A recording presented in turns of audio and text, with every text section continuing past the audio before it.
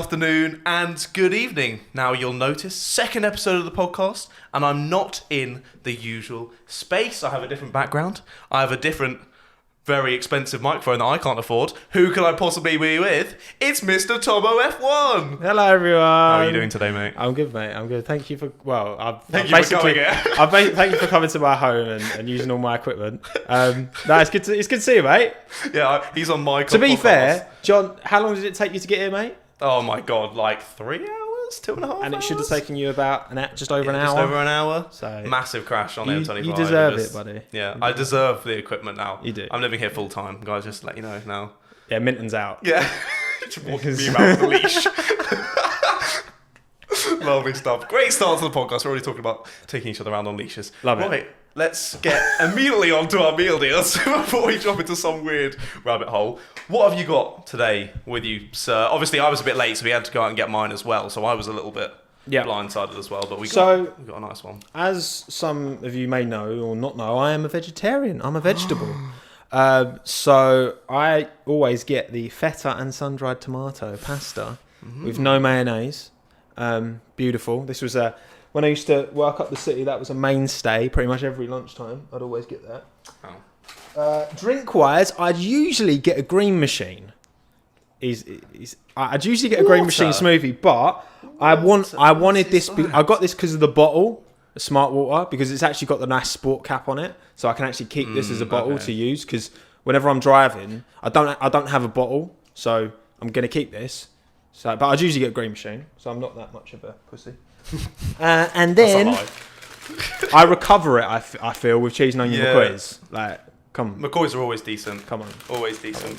That's what I've gone for. Yeah, I do enjoy a McCoys, but I'm more salt and vinegar on the McCoys. I'm not gonna lie. Definitely. Who would do that? Who would choose salt and vinegar over cheese and onion? Oh, salt and vinegar is always over cheese and onion. Whether Walkers, McCoys, anything. I know you're a big fan of the cheese and onion. Get out. Sorry if I've offended you. Leave. Get out of my house. Leave. Right now.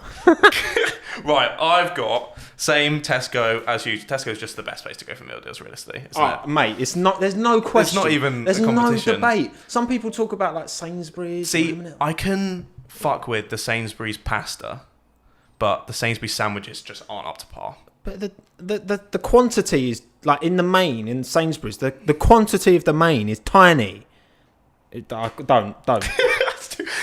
into it already. Don't. Right, your boy's gone with Tommo kindly went with out of my telling him what I hopefully want. You gave me some options. Yeah, some options. And we've got lovely southern fried chicken wrap. I've been recently getting into the wraps at Tesco. I was always a sandwich man until about a year ago.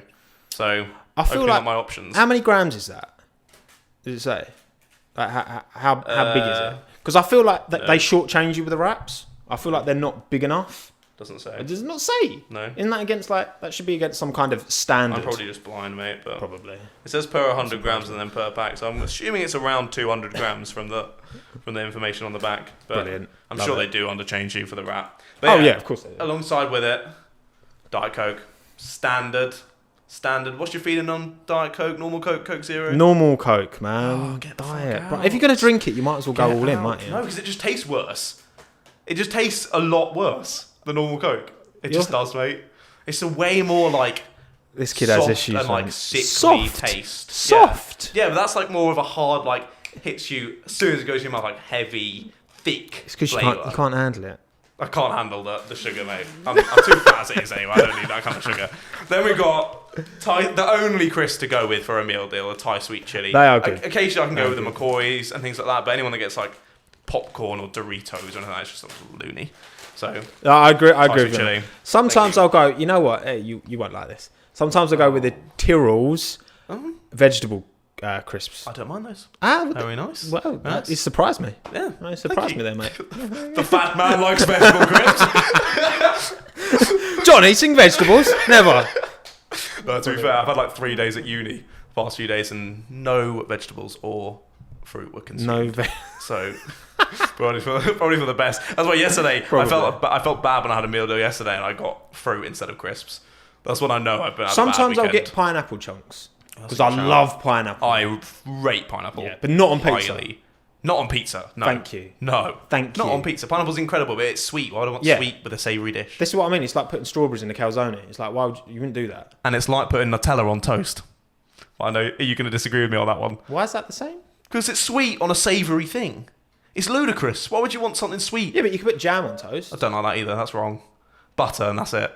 That's all should be on toast. Yeah, I don't know. No, but like, come on, bread is like a basic thing. Yeah, you know what I mean. It's like it's a base. It's a foundation.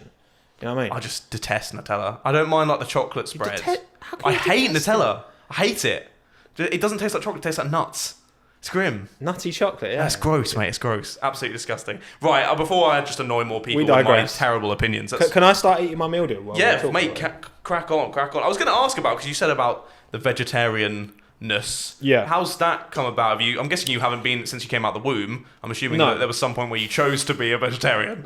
What? I didn't come out the womb with a celery stick. Just like, yes, this is my battle. No. That's how you battle your way out. So basically, no, it stems more than anything from my stinginess. Because, so when I first moved in with my missus, Hannah, who John has now met and knows how insane she is. She's lovely. She's been a vegetarian for as long as I've known her. And at the start, because I love cooking, so I'd do all the cooking. Right. And I'd like do myself, like say I don't know, I'd make like a paella. And then I'd just like... Love a paella. Oh, paella's banging, mate. So and I'd do my own chorizo and chicken on the side and then add it in at the end to my portion. Mm-hmm. But in the end, I was just like, I'm spending all this extra money. And actually, when you restrict yourself like that, it forces you to be a bit more experimental with what you cook. So like, because I'm not really one for like, buying these like vegan burgers and stuff like that. I mean, some of them are all right, but I'd rather just cook stuff like curries or like... You know, you can do like a pasta, like a tomato pasta dish, like a spaghetti bolognese, and use like a bit of corn mince. And honestly, like it doesn't taste that different. But the thing is with my vegetarianism is that I'm more against food waste. And again, it's not so much of a belief thing. Again, it came from like stinginess. Yeah. But if there's food, if there's like meat that's just going to go to waste, and I'm hungry, I'll eat it.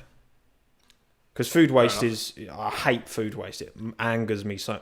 Food waste and littering.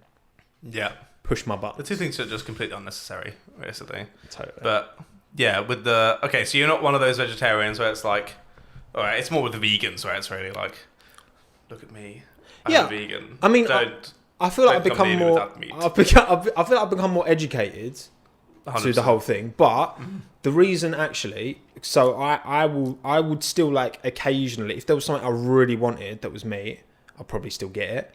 But I mean, I'd say in the last 3 years, I'd probably eat meat on about 12 occasions, probably. Yeah. So like, just like very infrequently, going down realistically of how much you use it. But like realistically, like the only thing, because I understand a lot of like the vegans claims about animal rights and all that, and I very much like some of the way like animals are treated is disgusting, pretty bad. But ultimately, if humans are going to eat on a wide scale, if you're going to farm foods, well, all the rabbits that get killed, all of the there's always going to be creatures that will die to feed humans if you're feeding humans on a mass scale, whether it's vegetables or meat. So you're not actually stopping. Like, you look at a broccoli, well, it probably is. I don't know how many bugs die per broccoli, and it's like, do Bugs' lives not matter? Because Bugs' Life was a great film. # Bugs' lives matter. There you go. Tommo on there. I mean, get that trending. That's it. You know what I mean? And that's the thing. It's just like, I don't personally. I'm not obviously invested enough in that cause, but I know people are, and I don't like. I understand their points, but also for me, I'm just like, actually, it's there are still animals, kicking dust. You know what I mean? Yep. Brown bread. Yeah. And we've got Minton sleeping down there. Bless him. He's literally just sleeping. He's just chilling in his little teepee. That is the cutest thing I think I've ever seen. That is amazing. Cute. Well, apart from you, obviously. Oh, thank you. As cute in person as I am. Okay. What about you? What's your feelings on like meat and vegetables and stuff? I feel like, I love animals. I feel like I probably would turn vegetarian or vegan if I became more associating between like the supermarket shelf and the cow I see in the field. But it's like, I really enjoy having a bacon butty, stuff like that. and I kind of make myself forget that it has any link. But yeah, when you do think about it, I think the UK is definitely one of the best in the world for actually treating the animals well. Yeah. But it's still not amazing. I feel like it could always get better. Yeah. I probably should go vegetarian or vegan, but I don't like it when people try and shove it down your throat as well. I feel like educate me, but don't lecture me. It's counterproductive to that, like. Yeah, because it makes you think, oh, I hate you now. Yeah, because the whole point of people, like, surely the point of people trying to lecture you on things is to, like... Change your opinion. Change your opinion, yeah. But if you go about it in that way, then you actually push people further away. So, exactly. You know what I mean? It's a difficult... But, it's like you say, we're so separated from the reality of the meat that's put in packets. In, like, you wouldn't... If you just looked at it and you had no idea what chicken was and you just looked at a pack of chicken... You wouldn't associate that. Literally. You wouldn't associate that with some like little bird clucking around. Yeah. Like, but then you go to somewhere like I've been to like Hong Kong a couple of times, and like you see like in the markets, and they've got the chickens there with their heads still attached, and it's like, Jesus. Then that's and that's like and to people from like the like Western world, that's like shocking. But actually, that's where that bit of chicken that you ate was before, and it's just it's easy to not like you say, it's easy to like not make that connection. Yeah, my parents went to Hong Kong like a while ago, like 20 years ago or something. They were saying they went to some like traditional restaurant, and they had sat around this like boiling pot, and there would just be they ordered like random things on the menu, obviously because they didn't understand the language, and they were just like bugs #BugsLiveMatter. Bugs would just come on like skewers, still alive. So they would just be on the skewer, still alive, and you would then have to put them in the boiling water and like boil them for how long you wanted, then eat them off the skewer. It's like, Jesus, I don't think I'd be able to handle that. I think they went to McDonald's after. So they weren't particularly into it. Safety. I don't want to see the bird's head anymore, right? Yeah. It's mad. Exactly. We'll move on from talking about Bugs Life Matter. Anyway. More on to YouTube and Formula One and what people actually want to hear us talk about. What we actually care about. Yeah. Do you remember when we first started talking, or how we first started talking? This is also on a question of to trying to get it for the podcast, but also I don't fully remember how either. So I wanted to know if you did as well. No, I can't. Because you started your channel you said about like 5 Yeah, it's like February, end of February. And I did my first video, because my very first video was on Alex Albon replacing Pierre Gasly. And that was on the 12th of August. So a year and 6 days ago. So wow. I'm not sure. I can't really. I feel like I might have seen one of your videos. Yeah. And then I remember I was definitely watching you. I feel like I reached out just to talk to you because I think you were just below, because you shouted me out in the 10k video. So we must have started talking around like 7 or 8k, something like that. Man. So that before you started. And that was before I'd started making any videos. Or like just as I'd uploaded like the first one where it was like the WTF one bit I'd cut together where it wasn't actually any content for me. I've just noticed that I've gone well bright on this other camera. Oh dear. Sometimes it just like it'll flip around and like do weird things even though it hasn't actually changed the output on the camera. So turn the ISO down a bit. Nice. You can just cut it out. Yeah, or you can keep it in. I'll just keep it in. Just for the culture. Yeah, and because I can't be bothered to edit it out. So there we are. I'm not sure. Yeah, I'm not sure, man. I don't know. Yeah, all I remember is I specifically remember. I think we'd possibly been talking, or like I'd subscribed and then said something to you, and then you looked at my channel because I specifically remember back before Rona happened and all the pubs and clubs were all open. Pre-Rona. And me and the lads had gone out to the SU pub.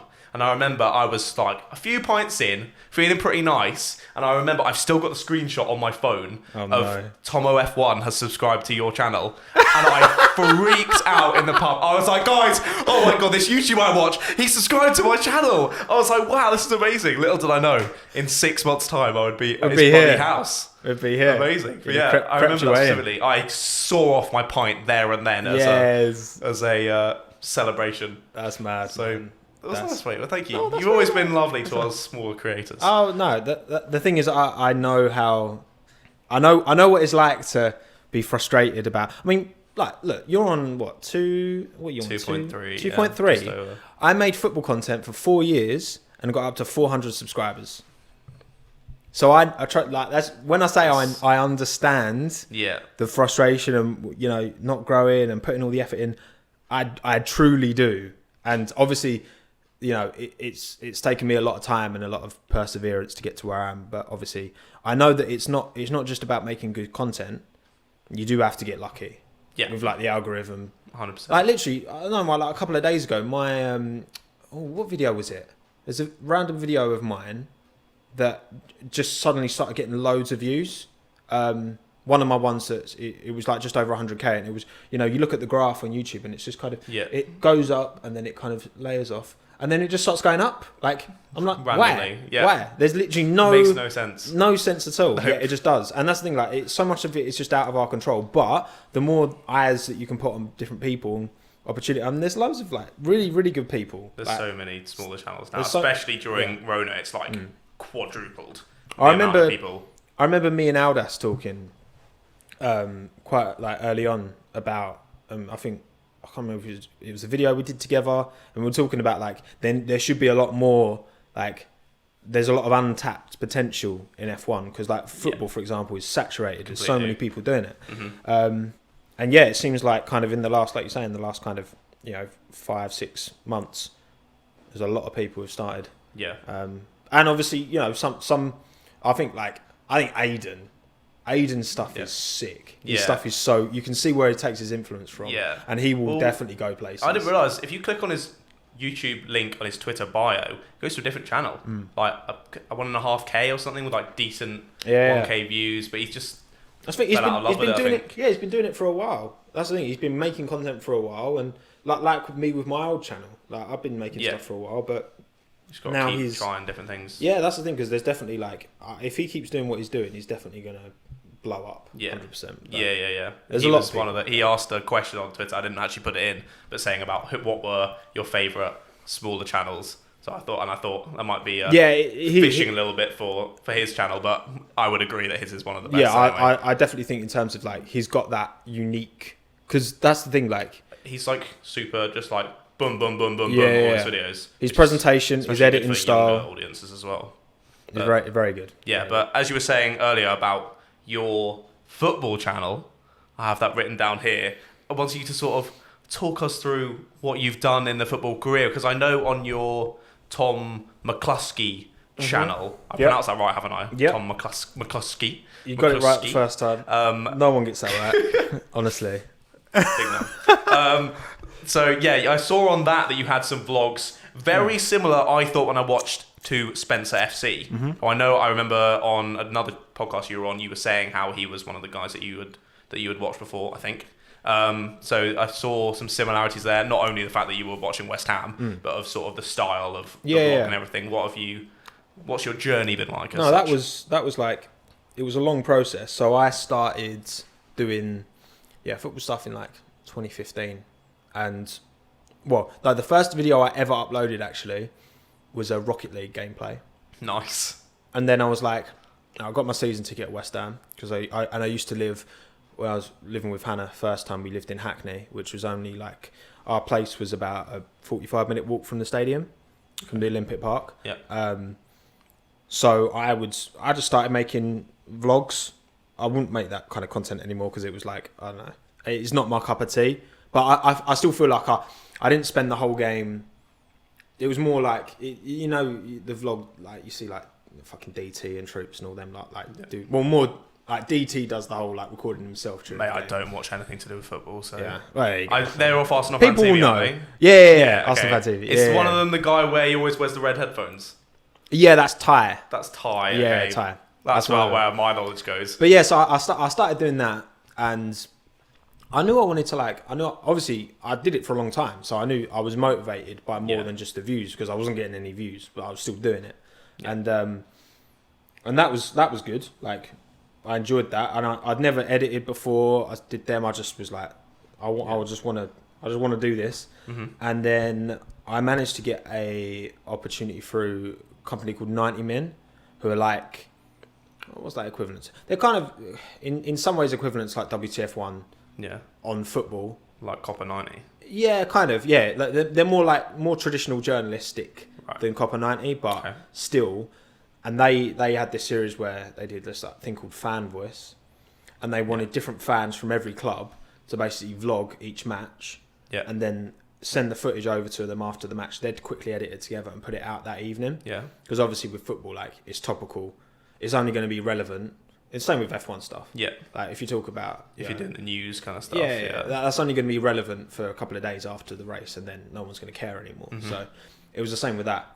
And then that was good. And I met Troops a couple of times. That was my biggest video on my old channel. Hit about 20k. Jeez. And that was, and again, bear in mind, all my other videos were like max 100 views. Yeah. And that was West Ham against Arsenal when they beat us 5-1 at our place. Nice. And so obviously we both vlogged the game, and then I met him after the match, and it was so funny, man. I don't know if I've posted the excerpt. It's still on the 90min YouTube channel. You can find it. You can find it. Yeah. If I find it, I'll put it in the description. It's I'll send you a link to it. Yeah. And it's like the whole video, and then at the end, it's actually really funny. Troops is such a nice guy, man. He's so misunderstood. Like, I know you don't know much about the Arsenal fans, no idea. But he gets so much stick because he's the one who says like blood and fam all the time, and again, people will know, but no idea. But yeah, so like, and people give him a lot of stick, but actually he's like such a nice guy, and he's massively into F1 as well. Oh, yeah, he's a big. Maybe you should get him on as a guest on your podcast. I'm thinking about. I haven't spoken to him for like it's been years, literally, but I mean, we still follow each other on Twitter, I think, so I might message him at some point because I think that would. He was on another podcast that I've done before, and he was talking about F1. So I know from that, but yeah, that's kind of how that came about. And then I got to the stage where I was like getting a bit disenfranchised with the football stuff. Yeah, I was like, I want to change my channel, and then I went down like more the design route, which is a lot of the videos that are still on there at the minute. Yeah, in terms of like graphic design tutorials. Mm-hmm. I watched a lot of like Peter McKinnon and stuff like that, who's like a photographer. And then also I was like, right, I like doing this, but I was like, I've really, really got back into F1 now. It's almost like as the football fell away, the F1 kind of increased. Right. Because obviously we replaced the passion. Yeah, definitely. You haven't got time for all of it. It's hard as a West Ham fan, not just the performances, but we've just got really bad owners. Yeah. And the fact that we moved stadium this season. No, we didn't. We stayed up, but yeah, it's just that's all I know about West Ham is that they seem to almost go down every season and then not. Everyone knows that we've got like really shit owners, for want of a better word. Nice. You might have to bleep that. That's the only way to put it. A few times That's the only way to put it. And where we moved stadium as well, it just doesn't feel the same anymore. Yeah. And it's like, again, like F1's kind of replaced it. And then, I had both channels going kind of at the same time for a brief period.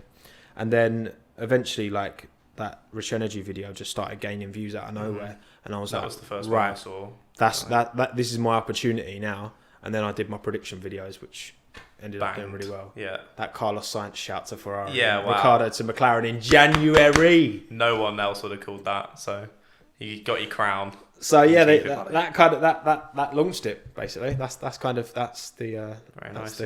Concise as I can put it. Saw the opportunity and grabbed it by the balls basically. Nice. Exactly, it's worked out very nicely. Yeah, so, man. Like it's going really well so far. It's obviously like the money's now coming with it as well, which is good. It takes time, but even now, you look at my channel. I mean, I don't really care. I think people should talk more about people money. See like the people like KSI or whatever on like 20 mil subscribers, and like who's making like so much, and everyone's like, oh well, everyone on YouTube must be making that much. No. And it's just, and that's the thing. It's like, a very steep curve. Yeah, it's like to get to that point. I definitely couldn't afford to go full time now, even with the views and the subscribers that I have, because again, subscribers don't matter towards like your income. But I mean, at the minute, I'm in the last month, I think I got from AdSense and then where I do my lives, some people like choose to donate and that. Yeah. And I got about 1,300 quid, which is great. It's amazing, but it's not enough. Like, I could live on that, but I'm still working now. And like, I'm not gonna. But I want to get my channel to that stage where I can just focus on that, because then the more I can focus on that, the quicker I can grow it, and then exponentially it should. Exactly, yeah. And everyone says that the sort of going from 0 to 100k is way harder than going from 100k to a million. That's what people say. I know in F1 it's a lot more of a smaller audience, so it'll probably be a bit more difficult than sort of a normal channel as such. But still, WTF want to just hit 500k, haven't they? So yeah, it's good to see that like the whole audience of F1 as a big thing is growing. Yeah. With the bigger channels. And I think Drive to Survive's done a lot to help that as well. 100%. A lot to bring people. I'm surprised by how many people mention Drive to Survive being a big factor. Yeah. Or in terms of bringing them into the sport. Yeah, I've seen that on Twitter a few times now. People saying that was the reason why they got into it. Yeah, because when I had Nolan on my podcast, I asked him, I was like, what do you think? And he was talking about, and he mentioned Drive to Survive. And then in the comments, there was a lot of, because, my second highest after UK is US in terms of, subscriber base. Mm-hmm. And yeah, most of them, who were new fans who got on board, what could F1 do more to bring more fans in, were talking about Drive to Survive. Yeah. So because it makes a sport that's very intimidating to someone who has no idea about it, because there is a big learning curve to really appreciate what's going on. When you just watch it and you have no idea what's going on, it must be so boring. Literally, yeah, exactly. It's like if I watched, I don't know, cricket. Equestrian. Yeah, I ain't got a clue, and that's not even that complicated. You just but F1's got so much nuance to it, and there's the whole. It's not just the drivers; it's the strategy and the teams, and who's got the best car, blah blah.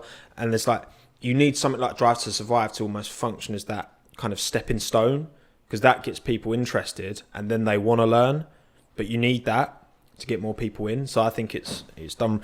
People criticise Drive to Survive fans and all that stuff, which I think is nonsense anyway. But at the end of the day, we accept all the fans. Yeah, because look, the more people are interested, the safer the sport's going to be, and the more the sport will thrive going forward. If you just try and gatekeep it, then it will die. So exactly. And you're saying you've got US followers, second biggest. My Indian following is growing massively by the day. So big up my Indian fans out there. We hate T-Series. No, I'm joking. We love T-Series. Right, moving on from that. We're talking about you're a larger YouTuber now. What, 77? No, not quite. Not quite. 70. It was 70 something. I checked the other day. I was like, bloody hell. I ain't got my phone. Yeah. I think I'm on 73 now. While he looks at that, so getting a slightly larger channel. Well, not quite at the level I'm at, but getting close. You've been working with a lot of bigger YouTubers, as you were saying, like Nolan from Donut, people like that. Have you had any bad experiences yet? Has anyone been a dick to you yet? Or have they all been good? No, I think no, not at all. Really? Actually. No, in terms of my podcast guests? Anything. Any chatting or... No. I mean some of the podcasts flow a little bit better than others. Yeah, but I think that's more just some people are easier to more able to open up, more confident to chat to. I mean, talking to versus if you talk to Matty versus talking to Tommy versus talking to Jess, for example, with WTF1, they've all got different energies. Yeah, Tommy's and you says it. So he struggles much more in terms of being confident in front of camera. Yeah, and obviously that then there's. And that's something I'm learning about. I'll make it quite easy because I'll just chat. Yeah, you know what I mean, same as me. I ain't got a problem with it. Yeah, I'm just happy. So that's why it wouldn't be an issue. Open chatting. Yeah, it's literally just couldn't even care if that was there. I'd just be still having the same conversation with you. Exactly. So some people find it a little bit. But then some people aren't like that. But no, I've never had any no, not really. I do only with whiny people on Twitter, which just happens to all of us. So, but no, nothing no personal bad experiences yet. Okay, good. But I'm sure they'll come. Good. We're going to have a Tommo F1 mob behind you ready for if anyone's dick. Hello! Get out of my shop. There we are. At least no one's been mean to you yet. But speaking of lovely people, Hannah, the loveliest person, I hope you would say, in the world. She's alright. I think she might be outside the door listening to this. Probably. To be fair, I'm surprised she hasn't burst in there telling you off. So I wanted to know, with Hannah, how long have you guys been together? How did you guys meet? What's the story behind that? So we've been together for about just over 4 years now. But we used to... How's she put up with you for that long? We used to work... Trust me, it's the other way around. No, so we used to work together. Right. We worked together for quite a while actually, before we started seeing each other. At the start, and it was one of them, like, we worked in an office together, but we were on kind of opposite sides of the office, so we never really got to speak kind of one to one. And so you speak in a group, but you never really get to know someone until you like start. And then just through, like, there was this new brand that Did came you just in. catch your eye in the group setting? Like, oh, No, damn. No, not really, to be honest. Like, no, honestly, like, she'd say the same. Like, we didn't like see each other in that way, really. Oh, fair. At the time, but also we were both in like long-term relationships at the time. Oh, okay. For, like, that's a bit. For like most of that time working together, and then both of us, like, we came out of our relationships, and then a couple of months went by, and then even then, like, straight after, it was like there was a new brand that came in at the business we worked at, and then things had to be sorted, and basically the two of us ended up working on that together, and then we got to spend a lot more time together, just like the two of us chatting, and realised we actually like she's literally the funniest person I've ever met. Yeah. She's actually hilarious. She was so unbelievably bubbly when I arrived. So I was like, I can't imagine ever being that happy my entire life. She was so gassed to meet Meerkat. She was literally looking at Amazon for Meerkat suits to buy for this. I was like, Hannah, That's to see her in Meerkat suits. It's hot enough in it anyway, because we've got to have the window closed. So yeah, that would have been a bit too hot. Maybe we should have just got a Meerkat costume for Minton. Maybe. And ran him round. Moto Minton. Oh, bless him. He's literally just curled up in his teeth. It's very cute. It's very cute. Well, yeah, and also with Hannah, what happened with the proposal? Did you do something particular? I know obviously you've seen the photos on your Instagram, but what happened with that? I'm guessing you were a little bit nervous. Yeah, I mean, obviously on the day, like, I think, oh my god. Yeah, it was something we had to like push it back a bit, and then we ended up going to ChatterBox in February. Nice. And I knew I was going to do it there, but I didn't kind of formulate exactly how I was going to do it. Mm-hmm. And then the morning I was like, yeah, it's a nice day today, so I'm definitely going to do it today. And we went to, if anyone's been ChatterBox before, there's a like ice cream parlour there, which is in most of them, but we went to the Elverden one, which is like Suffolk way, I think.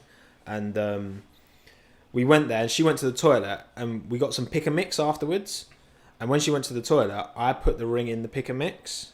Nice. I basically. She just scrans it. You're like, oh my god. I quickly I ate a few to make room. Yeah. And then I put it in, and then put the lid on. Yeah. And then we went out and we went for a walk. And I just tried to we went for a long walk around the end. I tried to find a bit that was quite secluded, and we were walking down this kind of like dirt road, and there was like all trees, and like the sun was kind of coming through. It looked really nice, and I was about to I'm gonna have to I was basically thinking right.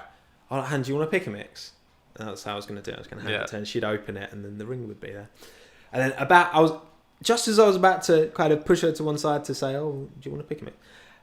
Loads of people on bloody Segways come past. That is amazing. You know the off-road Segways? Yeah. And I was like, fuck's sake, go away. I was waiting for them to go past, and then we were still walking. Yeah. And she says afterwards she thought I was being a bit suspicious. Yeah, of course she did. Weird, and then eventually they buggered off, and then and then I was just like, "Do you want to pick a mix?" And she opened it, and she didn't even say yes. I still don't think to this day she actually said yes. She just laughed. She was just laughing. I was like down there. I was like, and then she was just like, I was like, "Is that yes?" And she was just laughing, and I was like, Han, you knew this was coming. Like she didn't know, but she had an inkling. But because I we didn't get the ring together or anything. I got the ring and all that. Yeah. But yeah, so that was But I mean, you know, we are. She's now my fiance, and she calls me her fiance. So I'm assuming that does mean it was a yes. Yeah. It's not really drawn out. No. Yeah. You know, what I mean? In 2 months, you just says. Oh, by the way, Tom, no, it's a no. Yeah. It's a no from me. Think about it for a bit. But yeah, so that's pretty much that's it, really. To be fair, very nice. Cheeky little ChatterBox. It's good.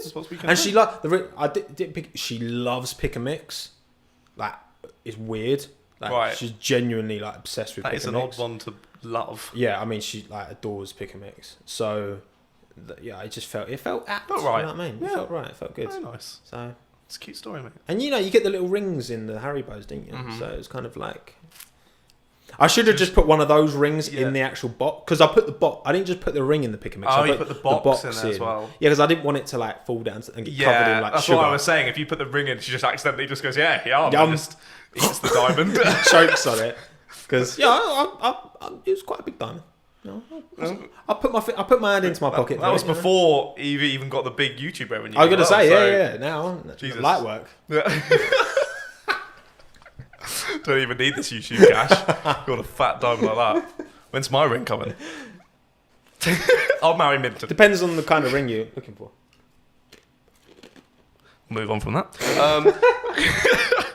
So, as you said, Hannah is, I'm assuming, the love of your life now. Mm-hmm. But previously, you had other relationships. The handsome man you are, you must have had a lot of female attention from previous years. I wanted to know if you wanted to. You're going to open and scran your meal deal now, but I am going to ask you a question first. Yeah, go on.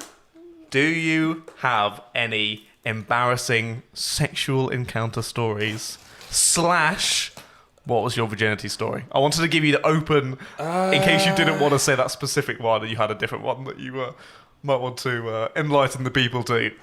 No, I mean, no. Have there been any? You're just a big Chad. All the ladies run to no problems. No, as in, I had no female attention at school because I was proper awkward. Join the club. Yeah, boy. Yes. Gang. Virgin.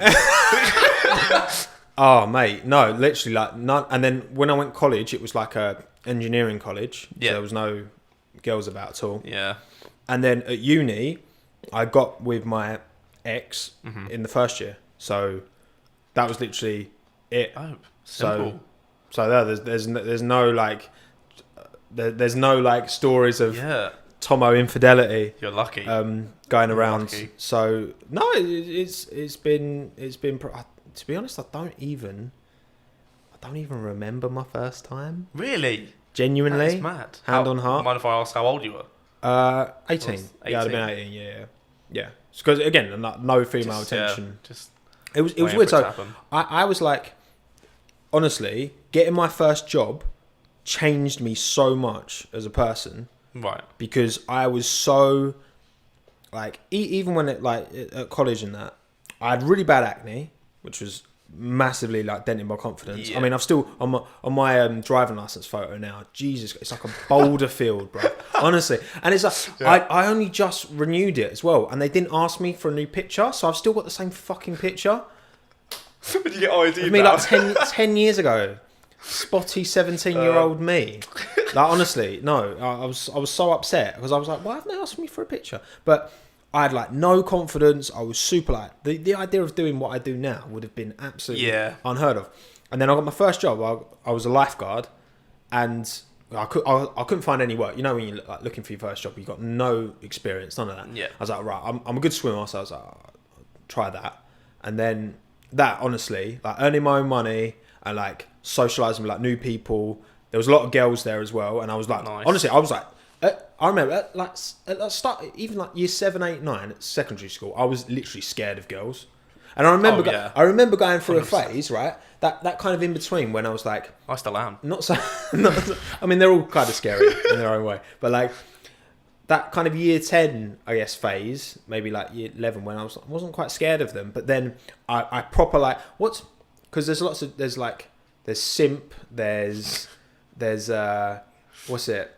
What's the one when they just put all women on a pedestal and think they're all perfect? Is that simp? Yeah, like all the simp Pokemon for a girl, simps. it's like you put them on a pedestal and you'll just be there. But I remember genuinely in my head, I was like, oh, all girls are just amazing and all the guys are just the problem. Tommo simp. I was such a simp, honestly. Simp like, F1. Year 10, I was such a simp. Probably a bit year 11 as well. And I remember that mindset. I was like, that's fucking mad, man. Like thinking back, but how much that changed me, honestly. Like it's just getting my first job and being like responsible for myself and that. Yeah, it was that was big for me. Made you just grow up a little bit and then realise, oh shit, they're actually just people. Like, like me. Literally, just happen to be in a different body. So, they don't have willies like me. Hopefully not. Some do, and that's cool as well. That would have been a difficult first sexual encounter. It would have been. Had. That would have been an uncomfortable conversation. confirmed Tommo F1 is a simp. Yeah. And that's where we'll end the first half. No, Tommo F1 is a simp. But there we are. First half is over. We'll come back to you very, very soon. We'll get chatting about the lovely man that's down there, Minton himself, and generally about random other topics, and also getting some of your fan questions involved as well. So stick around. I'll see you soon.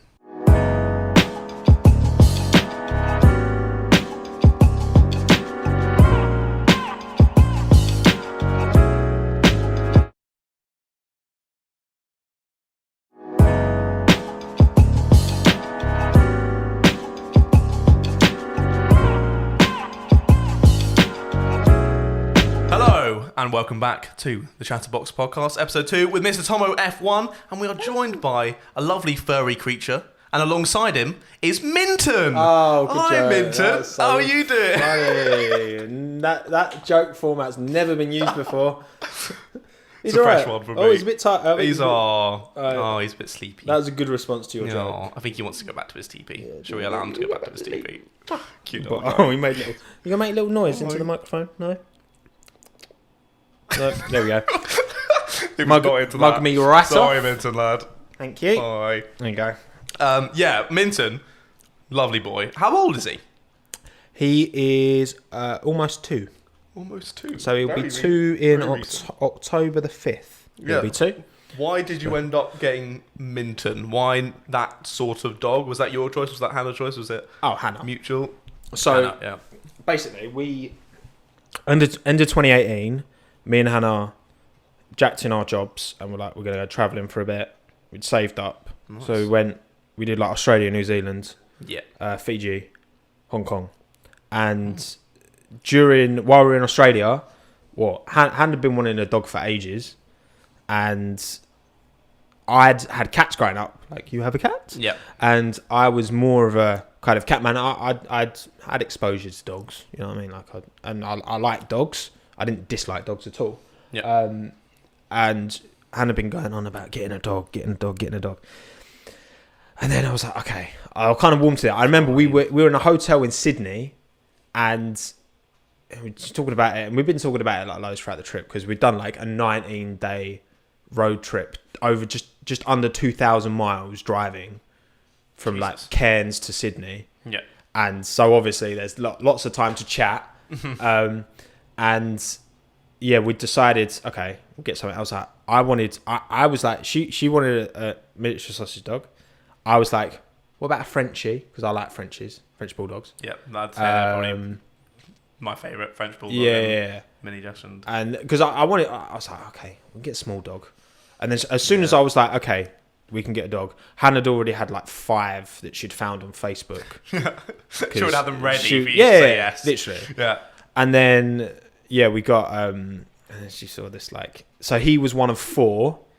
So he's the one boy, and then there were 3 sisters, and they were all little black ones, and he's the only brown one. Mm-hmm. And then we was like, okay, we're gonna get this one. And then Han kind of messaged the woman who was selling so she was basically, she wasn't a breeder, she like owned she had her own sausage dog, and it had mated with her friend's one. That was the story, apparently, anyway. And then it was like, okay, we want him. And then this, honestly, the pictures that she was sending over of Minton were the blurriest things in the worst light you could possibly. I just want to see him. Yeah. I want to see his beautiful little face. And it was just this little like brown like splodge, literally. You know when like you film a video and you've been out of focus the whole time. Yeah, we've all done it. Yeah, and like it was like that's all we could see. So I was just like, oh. But yeah, so and then literally, so we landed on like, I can't remember, it was like the 21st, 22nd of December, so a few days before Christmas, right. 2018. Yeah. And my mum picked us up from the airport. I think we flew back to Heathrow. And we got back to my mum's house, because obviously at the time we hadn't been living in our flat and that. We got back at like 9:15 in the evening. And then we picked him up at 10 the next morning from Oxford. Wow. So we had to drive. So I had to drive, like, jet-lagged, like 13-hour flight from Hong Kong. So it was long, but... Yeah. And now, what he's doing now, because he's up at that window, and basically his little pee mat's the other side. But also he does that when he wants attention. So I think I might let him out. Does he want to pee or does he want attention? I'll let him out. Either way, we don't want to find out, so let's let him out. Come on, man. Go on, Minton, lad. Bye. See you later. Say goodbye to the podcast, Minton. And he's gone. He doesn't want to wee, he just wants attention. He just wants, yeah. So, we weren't giving him enough of it. But there you go. So that's the story, basically, of how Minton came into our lives. And obviously now I love him more than life itself. Yeah. So he's a lovely little lad. He's a good boy. It's very cute. May I ask how much he was? He was 900 quid.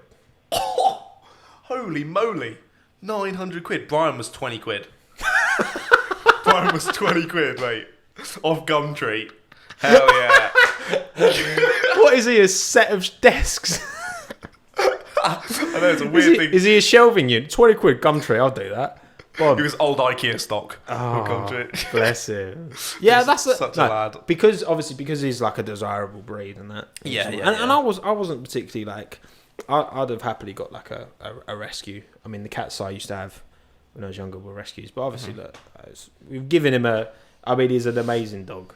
I love him to bits. He's a good lad. Yeah, so. I couldn't imagine like life without him now. Because honestly, it's like that. He feels that paternal instinct. I don't want kids. Void. I don't want kids anytime soon.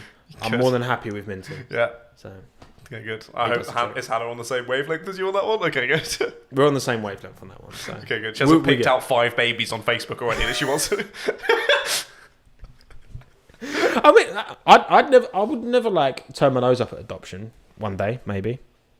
Even if like we could have kids. Yeah. But again, like you don't know what we definitely don't want like anytime soon because we're both like in positions in our careers where like things are moving forward like for both of us, and it's like we just don't want like again we want Minton like he like kind of he's better than a kid. Yeah, literally he is much more fulfilling. Literally doesn't scream in shops and pick his nose and he poos and pees exactly where he needs to like probably better than you then.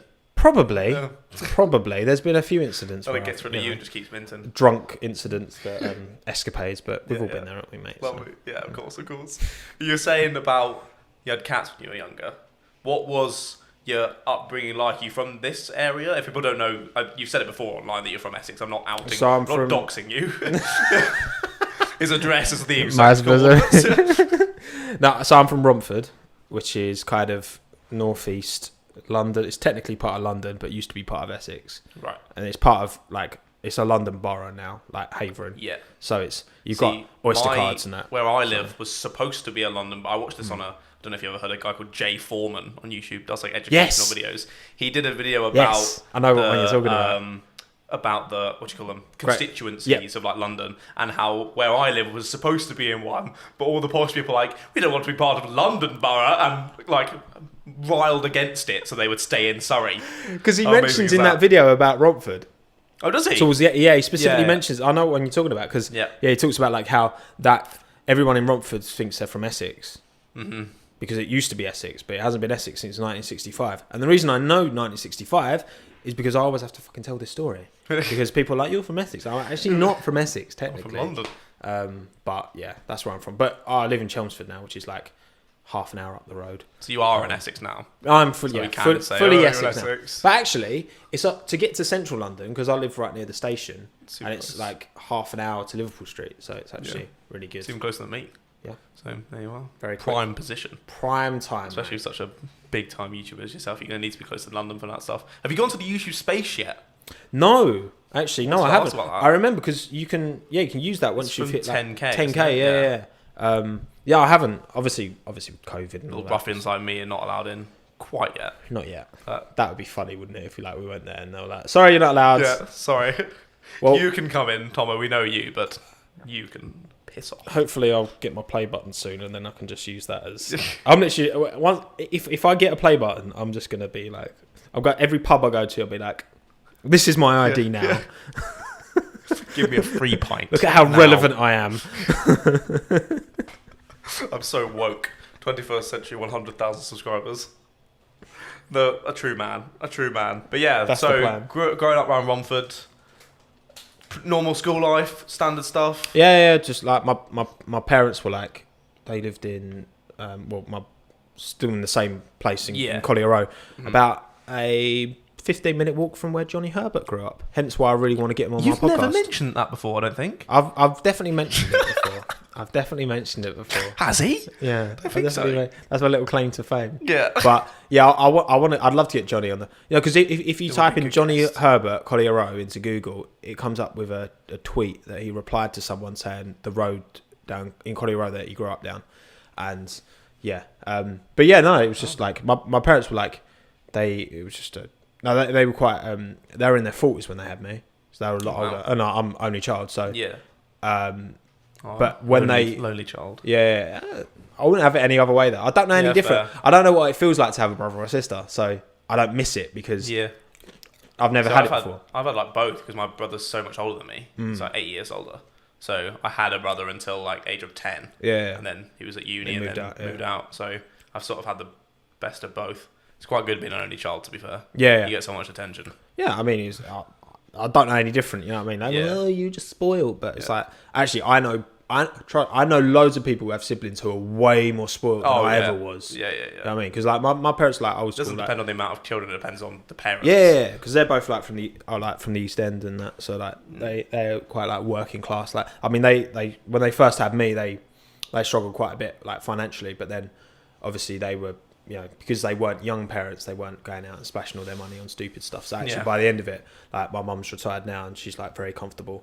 That's good then. So yeah, no, it was fine. I just went to a pretty crap school, but I did all right. You know what I mean? Like it was that they never put any pressure on me to like do specific. They always just kind of left me to it, which I guess can go one or two ways. Yeah, but I was quite a good kid. Came out the good side. Yeah, I was a very good. I'd never got into trouble at school or anything like that. I was a little goody two shoes. Goody two shoes. Yeah, I can imagine that. Yeah, little goody. And then when I went uni, I bullied you. Probably would have bullied. Probably would have. That look on your face when you said that as well, I was ready. Fuck. I was ready for it. I was like, yeah, no, because I got bullied a bit at school. It was like, wasn't nice, but I think my school was pretty good for that. To be fair, mine was more sort of teasing rather than bullying. I wouldn't say, but I know a lot of people that have got it. Yeah, pretty bad. No, I had it pretty bad at times, but I played a lot of football. And I was really good at football back in the day, so like that helped. That got me a lot of passes with like the cool kids because I played football. That he's alright. He plays football. Yeah, I was literally like I said to we were like in betweeners but a bit cooler because we actually played football. But actually we weren't like very confident and we were quite kind of reclusive and that. So we kind of walked that line. Yeah, but all in all, school was alright. College was alright. It's funny how I've gone like full circle because I did motorsport engineering at college because I was like, there's a race car degree I can do like in Dagenham, and I was like, I'm gonna have to do that. And then like 2 months in, I was like, this ain't for me. Yeah, like I don't enjoy working on cars at all. But it's like the design side of stuff that I like. It must have been difficult to sort of come to that realization, I guess, because you built that up so much in your head of I want to do this thing. And then you actually realise, maybe not. Well, it was like, I know there's a lot of like, they talk about the A-levels at the minute. Oh, that's all so fucked at the moment. It's mad, isn't it? But they've changed, haven't they? They've U-turned on it. So now they're going to... Well, that's even worse. Like, people have got their results. I know. They've then rejoiced. Look, I've got these amazing results. And they're like, actually, they're not your results. Yeah. We're going to bring up different ones. It's a massive, like... But that's the thing. The point is that there's not like a... Because, again, I went to college, did something totally irrelevant. Well, it's quite relevant to what I'm doing now, but that's just through chance more than anything else, really. Yeah. But that I did this degree, I should have just done a graphic design degree at college because that would have put me on that path and a lot sooner. But again, I can't it was fun, and I still managed to get onto a degree that worked for me. I mean, if something in the past. You went back and changed, you might not be at the point you are today. So I might be dead. Everything I might have fallen down a well. Maybe. You don't know. You know what I mean? Is there particularly a lot of wells around here that you might fall down? Possibly. I think there's one down there. Actually, we walked past it on the way. Oh, bloody hell. I'll watch how bloody well. Then I might push you in. We're not walking back down I'm getting into... I feel like I'm starting to bully you now, mate. I'm going to chill out about that. Hashtag cancel. I do actually like him. A bit, sometimes. But yeah, as well, in your household when you're growing up, was it a particularly Christian household at all? No. Was it a Muslim household? No religion. Nothing. No religion in my life. No, there was none, like, none of that at all. My parents weren't. No, they weren't. Like, I feel like my. So, because my parents are a bit older, I only ever met my granddad on my dad's side. I've never met either of my grandmas. Right. Because they'd died before I was born, and I didn't meet my mum's dad either. So in terms of that, it was quite kind of. But then my mum was one of 5, 6, 5. It's some weird. Yeah. And my dad was one of like 2. So I've got quite a bit of family more on my mum's side. But yeah, that was never. No, there was never God in my life, and I've turned it alright for it. I think. Devil child. I'm not a religious person at all. Like, I was going to ask what's your position on that sort of stuff now. People are entitled to believe what they want. Yeah, 100%. What makes you happy? I don't have any. I don't feel like I. Yeah, I understand why a lot of people. It's funny. So on my work placement, I worked with a guy called Carlos, who's Colombian, and he wasn't religious, but Carlos Sainz? Or? Not Carlos Sainz. Not Carlos Castner. And he was he wasn't religious, but all his family were, and Colombia's a very religious country. Yeah. And he was telling me about how, which a perspective I hadn't seen, because I feel like at times I'd actually been like quite, when I was younger, and obviously you formulating your views on things, and I was like, oh no, what's religion good for? Blah blah blah. It's not good for anyone. It just causes issues and rifts and blah blah blah. Yeah. But actually, he was saying that to a lot of people who have nothing and are really struggle to get by and live in genuine poverty, not like poverty in this country, like absolute poverty. The idea of an afterlife, a religion, something to look forward to, is all that some people have. They have nothing else, and if they didn't have that, depressing. then you know what I mean. Be no point. There'd be literally there'd be nothing for them to live for. So it's like it does serve a purpose in a lot of parts of the world, and I understand why people are drawn towards it. And again, I think it manifests a lot of community in people, and I think that the goods that comes of it is bringing people together, which again is not intrinsically because of the religion, but it, you know, whenever it creates, whenever you've got like a common enemy, it's like this country was no more united than when we were fighting, you know, the Nazis in World War II. Mm-hmm. You know what I mean? Like when everyone's got common the same cause. To work towards. So. Yeah, I think it's a good thing. I think it's more sort of on the global scale where it can become problems, but in like communities or on a personal level, it's very positive thing for someone to have. But I'd say I'm more sort of. I wouldn't say I'm an atheist. I'd say I'm more of an agnostic. Of like, there's like. I would find it hard to believe that there isn't something, or very depressing to think that there isn't something after. But also, I have absolutely no idea. So it could go either way, to be fair. But what, on a sort of similar topic, what are your opinions on ghosts and spirits and that kind of side? Do you believe in that kind of stuff? No. Not at all? No, I've never had personally an experience. So is that all that would change your mind? As if you wouldn't ever believe someone else saying it? It was only if you personally no, because I think opinion, because the human mind's a very powerful thing, and I think like I can understand that people have had experiences and like will genuinely believe that they've had a real experience, and it might have been real in their mind. But whether it's actually real in the real world, right? Okay. Because I mean, I'm like, we've had I've been to Amsterdam before. You know what happens in Amsterdam, stays in Amsterdam, and where's this going? In terms of my experiences with that. If anything, when I've had those experiences, that's told me even more that wow, the human mind is capable of some insane shit. Right. Okay. Gotcha. And that tells me, if not even more, that I will believe it when I see it. But also, I don't even know if I saw it. I don't even know if I believe that myself, because again, the human mind is capable of some mad stuff. Yes. And whether it actually manifests itself in reality, and again, the reality, like every color that you see, like the shade of orange you see is slightly different to the shade that I see. That's you know a Vsauce video. It is. Yeah. I got Michael here. Is your yellow the same as my yellow? Isn't that? My god, never that shit blows your mind. Yeah, literally, you'll never ever know. It's crazy. So yeah, I don't believe. I don't believe that I don't believe ghosts actually exist in the world around us, but I do believe that people have had genuine experiences within their consciousness. Yeah. So well, I do believe in ghosts, and I believe I have had a experience with a ghost. I've never seen anything, but I'll tell you it, and you can tell me on a scale of 1 to 10 how crazy go on. you No, think I I'm am. interested. Basically, what happened was I was at home. This must have been like 3 years ago, in sick form. I was in my room. Brian was on my bed, doing work. No music on, nothing. Parents are out, just chilling, doing my work. I heard, it wasn't in my head, I heard someone walk up my stairs. How do you know it wasn't in your head? I don't know, it wasn't in my head, but it was like, I can tell you I didn't know it was in my head because Brian reacted to it. Right.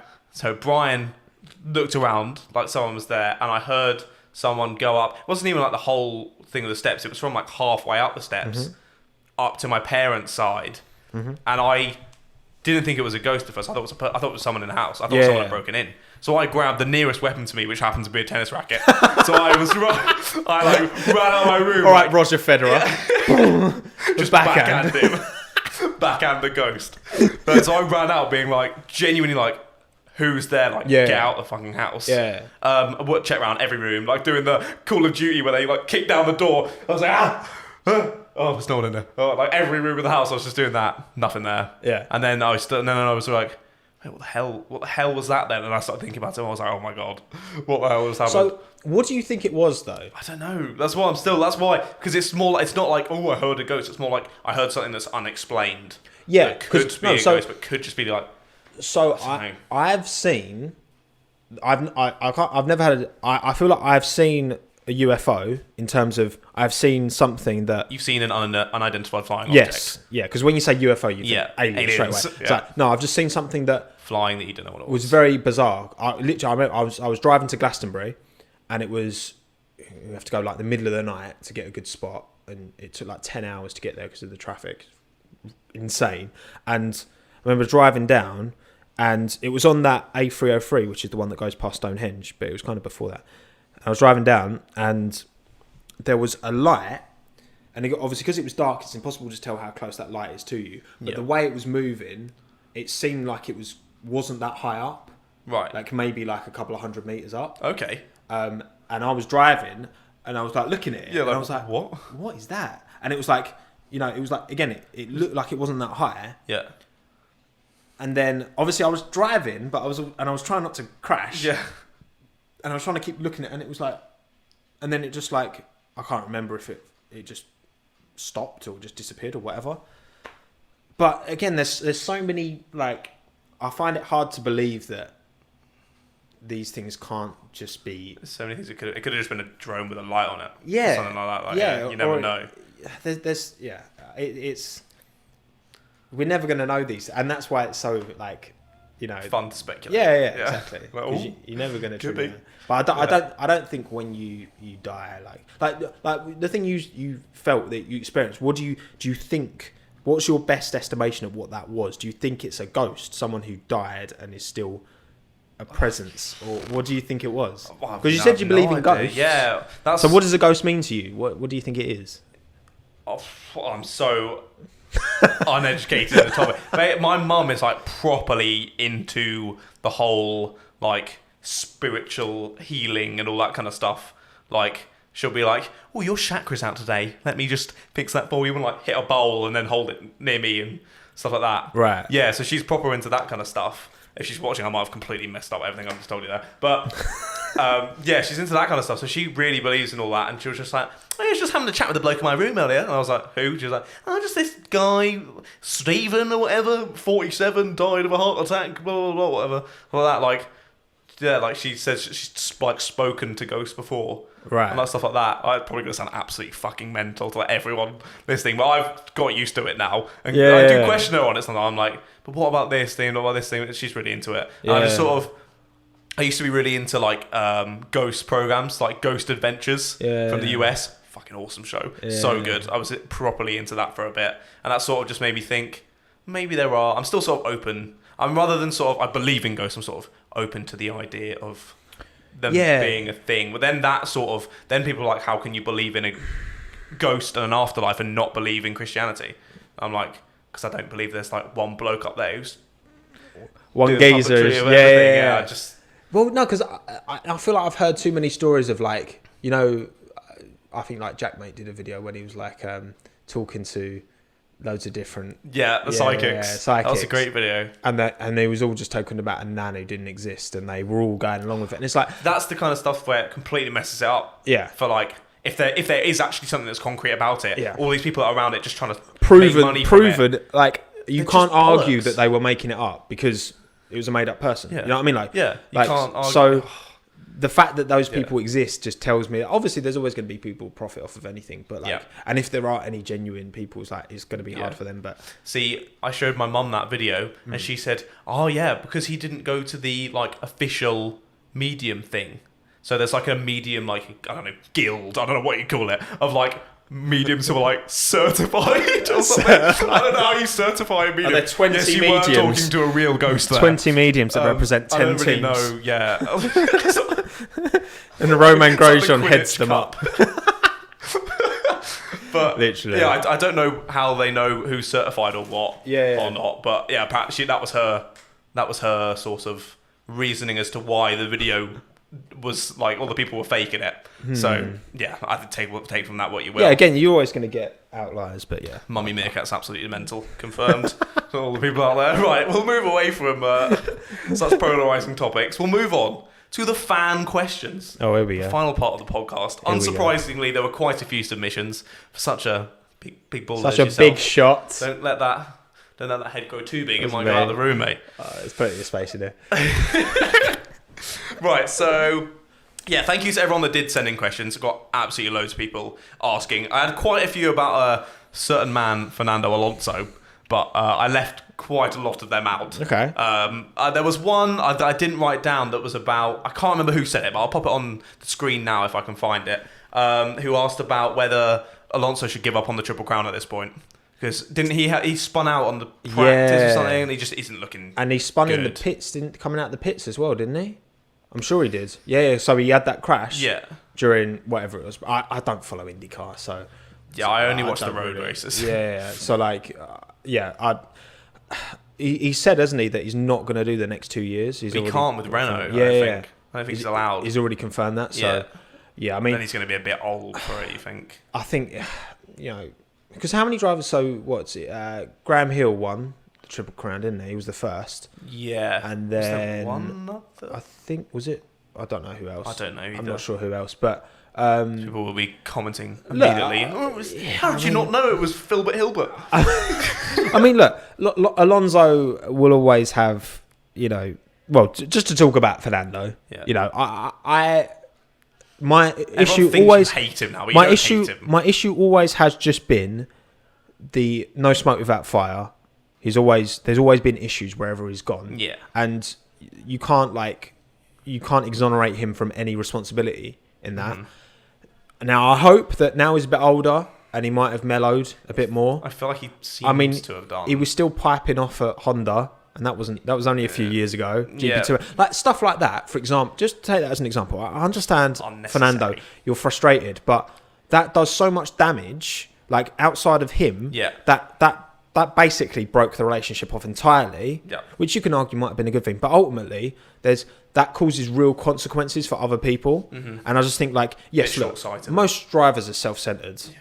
Like you have to have a bit of an ego. Yeah, of course you do. But you got to think you're the best. To be on that grid. Yeah, absolutely. And I just think like there's too many occasions where that's manifested itself for me.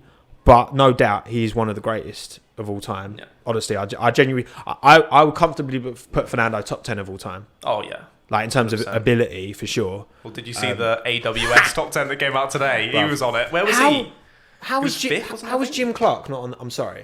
How's Jim Clark not on that list? There's some mad. They're just a joke. Honestly, AWS. Like, they're just doing it to poke the bear. Are they But thing is, are they playing it as all publicity is good publicity? Yeah, 100%. Because just putting like Kovalainen and Trulli in there as 8th and 9th, fastest ever. I mean, come on. I was like, Really? Ahead of Sebastian Vettel. Yes, Vettel was 10th, wasn't he? 4-time world champion. Madness. 9 races in a row winning. Madness. Like, I don't. It's just like I didn't really look into it, but I was just like, what have they based this on? It's They're all racing like. How can you compare Ayrton Senna and Lewis Hamilton? How can that be compared? It's like Any way? It's ridiculous, man. Right, we're gonna get to it. But anyway, with Fernando, like I'm open to be proved wrong. I hope he does. Like I don't want to see anyone do bad, and I want Renault to do well because Renault seem to be one of the most at-risk teams potentially of not sticking around for the long term. I want them to do well. More than Haas? So yeah, and Haas. Yeah, Minton scratching it. Well. He can wait. We'll be fine. Wait, shut up. But yeah, no, I'm open to be proved wrong. I hope he, I hope that. Because, could Cyril be another... who was the team principal at Renault? Briatore. Yeah, Briatore. Yeah. Could he be another Briatore? Because, they're both quite aggressive, quite, abrasive characters. So maybe that works for Fernando. But we'll see. Possibly, Briatore is pretty... But I don't hate the guy. And I rate him, honestly. Like, his ability is insane. I just think I'm excited to see what he does when he finally comes back. He's too He's been too mouthy historically for my liking. Yeah, a little bit. Especially when I feel like it was first sort of started cropping up at the McLaren stage when he was with Lewis Hamilton, and he wanted to be like the first. Joe wanted to have everything over Lewis. And they were the team that was like no, and he was like, well, I'm off them. Yeah. So there we are. We'll stop talking about Mr. Fernando Alonso. Finally, it's your whole career now. I was just talking about pretty much, isn't it? Pretty much. I'll pick a little random order for these. We'll start off with a man... I can't remember, did we mention him earlier? Another smaller YouTuber at the Apex F1 on Twitter. A man Zach. I actually put you in touch with, I remember, because he messaged me. I guess Tommo was too big time to answer the little ruffian messages in his DMs. So Apex F1 had a little chat with me, and I was like, mate, your content's sick. Yeah, I'll send it over to Tommo. He did, you liked it, and now he's absolutely smashing it. So fair play to... Good lad, Zach. Do you know Zach? Yeah, Zach. Nice. Don't even know his name. Sorry, Zach, mate. Woo! Sorry, mate. I love you. I love you, Zach. Zach, I love you. He asked, what is the one thing you're each looking forward to do once COVID is like fully over? And I feel like your answer is going to be the same as mine, but I'll let you go first. I think... it's got to be like F1 race... or club. Yeah, I was going to say clubbing as well. Yeah. I can't wait to get up with a boogie on. Yeah, I definitely want to go. What are you doing? I need to go. Is Essex a good night out? Well, I mean, I've just said the whole county, but yeah. Chelmsford. Chelmsford's a good night out. Yeah. Mate, I got to come up. Yeah, me and Hannah got some stories in Chelmsford that I'm not going on this podcast. Okay. In terms of like... They'll go on the OnlyFans after instead of you paying people. Nah, Chelmsford's a good night out. Romford's an alright night out. Actually, where I went uni, Bournemouth is a sick night out. Yeah. So many good places. Cardiff, where yours? Cardiff's sick, mate. You got to come up. Yeah, that'd be nice. I love Cardiff, man. Cardiff's really nice. We can have a little snuggle in my bed as well. We can do a return. We can do a Vice, like where I'm at yours, and we're doing this. There you go. In my shit uni room. Perfect. Yeah, that's fine. Sweet. Perfect. Downgrade. Yeah, just a little bit. Just a little bit from your lovely apartment. So thank you for that question, Zachary. Thank you. Who should we ask next? Oh, I had a question from a lovely lady on Twitter. I'm not sure if you'll know her. At Han Louise Smart on Twitter asked, just wondering if Tommo has a really cool girlfriend. Does he? No. I replied. I heard she's horrible. She thinks she's really cool, but she's really not. Like she genuinely thinks she's cool, and it's like I'm not very cool. Like, I just am who I am. Oh, don't put yourself down, mate. She really thinks she genuinely thinks she is, and it's funny because she's so not. Sorry, Han, funny. But the truth hurts. Han, we love you, but you're not cool. Yeah, I love you, but you're not cool. Well, there we are. Sorry, Han. At Shiv Grows on Instagram, he asked, who will win a championship first? George Russell, Charles Leclerc, or Max Verstappen? Well, so Max has obviously got a great opportunity this next couple of years, but obviously Lewis is in the way. Now, what was that? That was mint and cry. Hang on. I thought it was Hannah. Let's get. No, she's on the call now. Yeah. Oh, he's back. Hey, little munchkin. Needy little boy. Hey, buddy. What are you doing? Hey, come on, come here. Right, back in. So what was the time? What was the question? It was about Russell, Leclerc, Verstappen. Who's going to be first? I think if Max doesn't win it this year or next year, I'm going to say Charles, because Max has definitely got the best chance. Obviously, he's second in the championship at the minute. Yeah. For the next kind of couple of years, but when the new regs come in, that's kind of like a reset button, right? Mm-hmm. And I feel like Ferrari... Do you think it's going to be fully like... Because I talked on the podcast that's going out, well, tonight as we record this, but last week as this will go out, and I talked about how I don't think the 2022 rules are going to shake it up like much, because they're still, at the moment, putting in the same like differences in money between like Mercedes at the top, Williams at the bottom. But the price cap's coming in... The cost cap's coming in next year, though, isn't it? Yeah, but they can already start... I think I'm right. They can already start like, putting in development to the car of 2022 anyway. I feel like it's going to squeeze them more, but it's not going to like go, oh no, Lewis is in last. It's not going to... No, you're right. Like I think the first couple of seasons, I think that's what I said. I said 5 years for it to actually like have a significant effect on the order. I feel like once there's been like 3 years, he does that in his TP when he's making his bed. I thought he was humping it. I'm not going to lie. He's had his balls off, so he doesn't do that anymore. There you go. I feel like 2 full seasons. Minton, what are you doing, bro? I feel like be the centre of attention. I feel like 2 full seasons should be sufficient, right, to get more than 2 teams, more than 3 teams battling at the top. I really do. Like McLaren, like Zach Brown seems very confident that from 2022 onwards, they've made promises to Daniel Ricciardo that they're really invested in that 20. Renault make the same. But that's Renault. Promises. Yeah, you can never trust the French. I've got more faith in McLaren than Renault, just because I have no faith in Cyril. But yeah. I feel like Ferrari with. I'm going to say Charles. I'm going to say Ferrari. He's doing that because he wants attention. Minton, come here. Wait, Minton, come here, baby boy. Yeah. I've got to disagree with you there. No way it's Charles, because Charles is like. In the Ferrari, the Ferrari's just going down on that trajectory, just going down. Even with the rule change, I just don't think it's gonna. I think they'll recover with the rule change. Yeah, I think they will recover, but I'm still unsure. I'm always back on my boy George, my big boy George. But the I thing feel like is, if he get that Mercedes seat, he's quicker than Leclerc and Verstappen, putting that out there. Lewis quicker than Verstappen. Yeah. You think George is quicker than Verstappen? Better than Verstappen. Yeah. Wait, better or quicker? Oh, okay. Because I think Verstappen's quicker. Quicker, yeah, okay. I retract my statement. Verstappen's probably quicker, but I think George in a race... as a complete setup... Yeah. Max is mad, though. Max is fast. Yeah. Like, come on. Max has been on it. He is pretty amazing. And he's still only 22. And he's the only person on the grid that's able to challenge the Mercedes at all. So, and that's the only thing is like...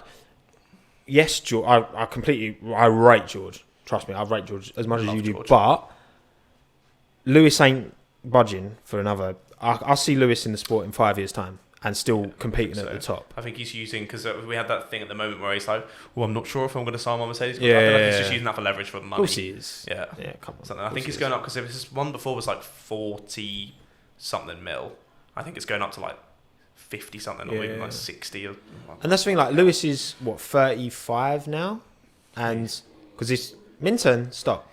He's like 35 now, and he's not like, his performances have not like slowed up at all. And I see like he takes care of himself. It's like, the car, Tommo. It's the car. No, it's the vegan diet. He would know. Gone vegetarian, 100k stops, easy like that. No, that's what I've got to do now. Maybe no more. Minton is looking. Maybe tasty, that's the true strategy. He is. He's licking a cardboard box, bruv. You're so weird. No, I see. That's the only problem for George. I think is that as long as Lewis is in the sport, I do think Lewis is going to pick up world titles. Yeah, and that's going to be hard for George. And again, Mercedes, they don't want to lose George, but also they don't want to kind of upset the apple cart. I think once Lewis has got number 8, I think Mercedes will be much cooler with him battling. But once he's beaten Michael's record, because Mercedes want that record as much as Lewis does, because then that's Mercedes' name. Brand, like most world titles won by Lewis Hamilton in a Mercedes. Yep. That will be top of that list, that name. So exactly. So yeah. But I know it's a long shout, but I really rate Charles as well. I think what Charles has done this year in that Ferrari is mad. Amazing. Is and mad. I was saying in the podcast last week that Charles had the engine problem at Spain. Vettel was able to carry out that really good strategy on the one stop, but still only finished 7th. Yeah. So like, I know obviously he started 11th, like difficult anyway, but still not really up where Charles has taken that car before. So not. Charles is on another level. Minton's really not enjoying himself now. Minton, what's this? Minton. Ham. What is it, Minton? Ham. Minton. He's not. Minton, hey. Minton. Wait. Minton doesn't care about the ham. Hey. Come in. Hey. Come in. We don't cut any of this podcast. Come in. Even when we're dealing with Minton. We leave it in. Bye, Minton. He's just that's very cute. Right, carry on. Another little question. This is from I'm assuming it's supposed to be Angus, but it's 4NGU5_ Nice. on Twitter. He asks, "What is your favourite chocolate bar / sweet?" Ooh. Okay. So you can either have one of each, or you can choose your favourite of both. Favourite chocolate bar. I am gonna say, that's a tough one, man. There's a lot of very, very good chocolates out there. Maybe just narrow it down to I a few. love Say Terry's chocolate orange, Kinder Bueno. Come on, decent. no, I like Maltesers. good shout. Maltesers are good. I think the Maltesers, you get the Maltesers bars. Right, yeah. They're banging. I'm not sure. I think I've had one of the Maltesers bunnies at Easter, like the little ones. Yeah. I didn't like them. Nah, the bars are good. Okay, maybe I need to try one of those. The bars are good. But I think I'd say Terry's chocolate orange. It's a good shout. What's your opinions on Jaffa cakes? Yeah, all right. They're only all right. Yeah. Oh, they're my favourite. 100% without them. Okay. They're brilliant. They're better than the Terry chocolate orange. Come on. I mean, they're not, but I think fine. they just are like fine. Terry chocolate orange is, although they are lovely, it's just chocolate, whereas Jaffa cake has it's like some soft sponge weird... and then the chocolate and then the jam all intertwined into one beautiful snack. And also you can get a fucking triple box, like 33, and just notch the whole lot of them.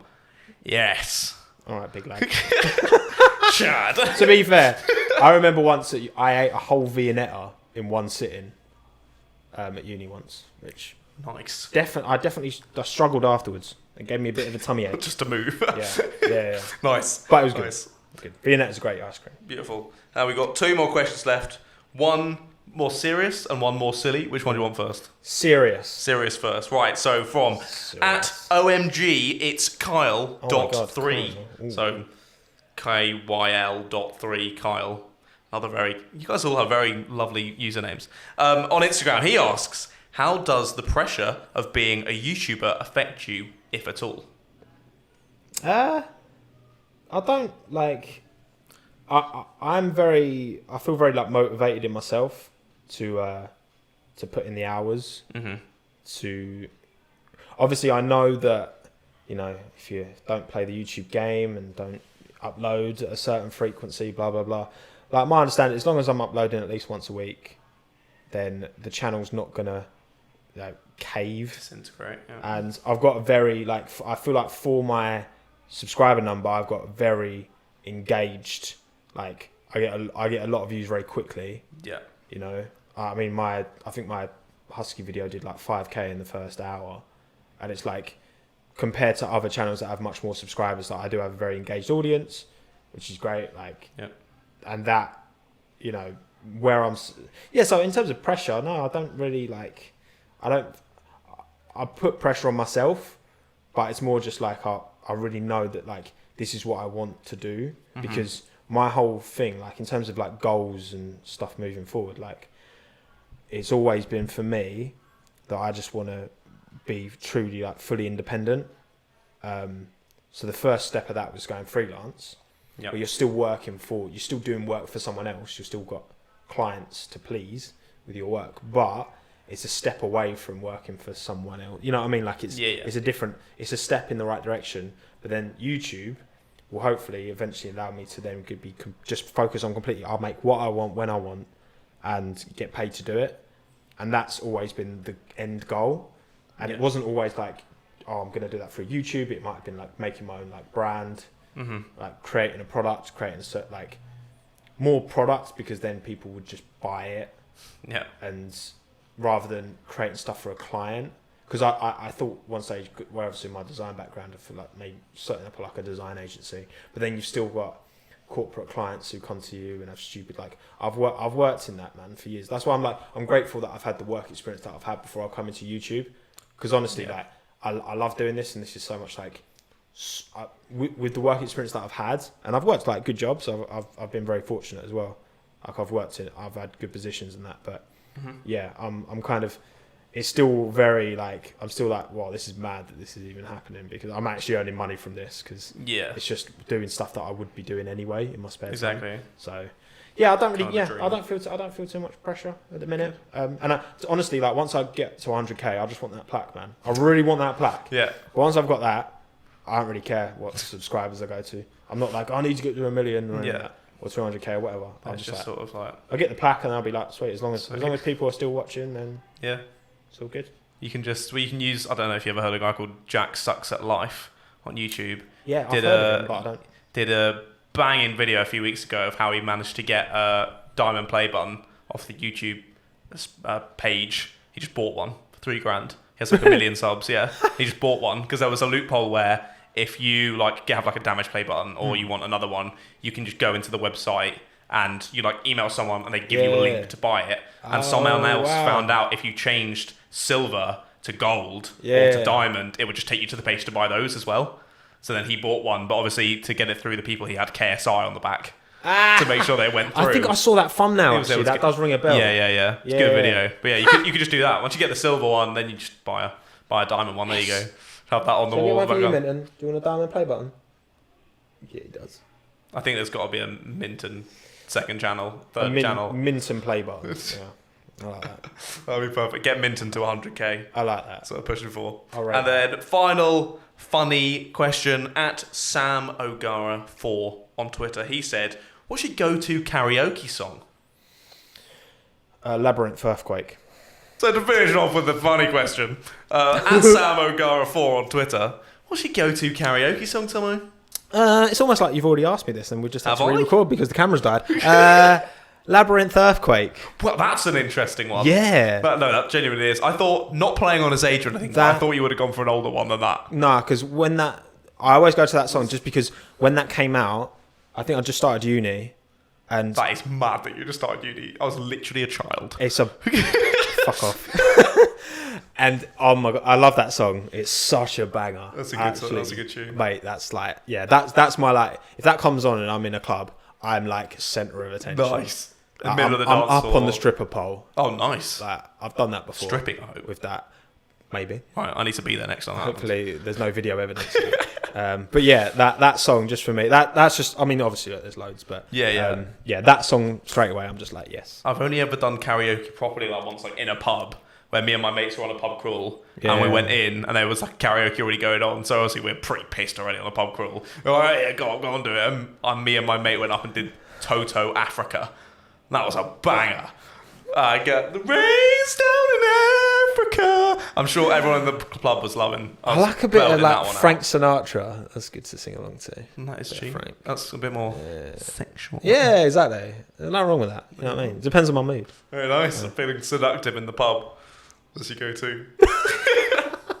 Well, we'll end the podcast on feeling seductive. Thank you all for those fan questions. And thank you, Mr. Tommo F1, for joining me for the second episode of my ChatterBox podcast. Did you hate every second of it? Absolutely disgusted. Good.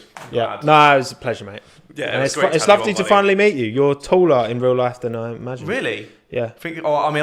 With shoes on, I'm 6 foot, but my mates won't let me have that, so I'm 5'11" and a half. Yeah. So, I feel like... Was I taller than you? I feel like I'm a little... Hang on. I think maybe it's just because we're sat in different seats. Come and stand up. No, you're taller. Yeah, I'm taller. Yeah. What are you, 6'1"? I'm not 6. I'm 6. Yeah, that makes more sense. On the dot. Jesus, baby. okay, right. I need to stop lying to girls. I'm 6 foot then. I'm clearly not. But that was the one thing I had, Tommo, and you've taken that away. You didn't have to out yourself, bro. You chose to say that. You could have just said, "Oh yeah, I'm actually 5'11", and you did. I'm just a I'm just a truthful bloke. He wants to get outside so badly. He's so done with this podcast already. And so are we. Thank you all for watching. Join me 7 p.m. this Friday for another usual video, and then again, normal podcasts every Tuesday. All stuff going on, getting very exciting on the Motor Maker YouTube channel. If you're over from Tommo F1, somehow you've made it all the way to the bloody end. How have you done that? Drop a subscribe down below. Crazy. And I like helping out smaller YouTubers, so if you want to subscribe to Tommo as well, you can do. The link will be in the description. John, thank you. No problem, mate. No problem. I think he's going to get 50k just off me shouting him out there. Probably. Easily. So there we are. But yeah, get him to the 100k plaque, boys. Come on. We've got to do that. Come on. Do that. I'm going to definitely steal that. Right. Thank you for being on, Tommo. Otherwise, I'll see all of you meerkats later. Goodbye, guys.